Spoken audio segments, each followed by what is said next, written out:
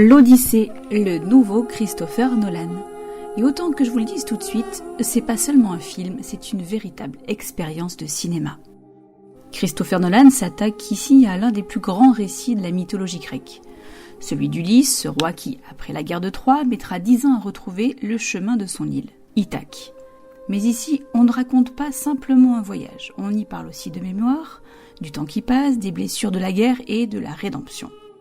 Le début peut surprendre, le récit avance par fragments, un banquet ou un oracle annonce le destin, Pénélope qui tente de garder espoir avec son fils Télémaque, Ulysse perdu sur une plage, le célèbre cheval de Troie ou encore des souvenirs de guerre qui ressurgissent. Petit à petit, toutes ces pièces s'assemblent. Christopher Nolan nous demande d'être attentifs, de ne pas perdre le fil. Mais la récompense est à la hauteur.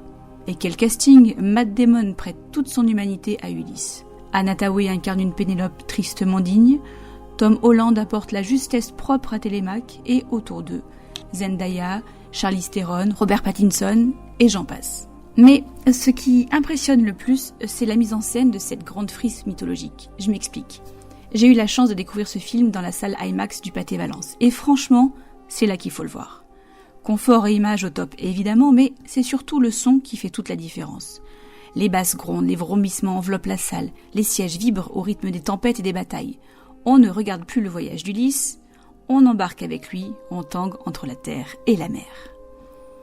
Visuellement, c'est une claque. Les paysages sont magnifiques, les scènes maritimes sont mouvementées et la mythologie se pose de la manière la plus contemporaine qui soit. Christopher Nolan privilégie encore ici les effets réels plutôt que les artifices numériques et le résultat est vraiment pas mal du tout. Et puis, il y a la musique. Ludwig Göransson signe une bande originale très efficace. Il fait monter la tension ou laisse respirer des silences, bref, une vraie pépite, mais on n'en attendait pas moins.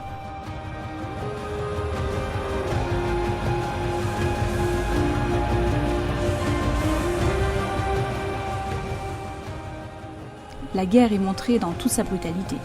Christopher Nolan réussit à nous faire presque mal dans la violence des combats. Je l'avoue, j'ai détourné les yeux 1 ou 2 fois et j'avais presque un petit goût de sang dans la bouche.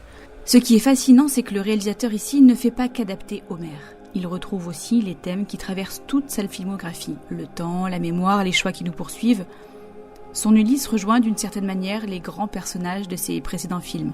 Des hommes marqués par leurs décisions, en quête d'un retour, d'un pardon ou d'une paix intérieure. L'Odyssée, c'est une histoire de guerre, de sacrifice, de famille et de courage. Du grand Nolan. Et si vous avez la possibilité, choisissez une séance en IMAX. Pour une fois, c'est pas un gadget. C'est la meilleure façon de vivre votre Odyssée.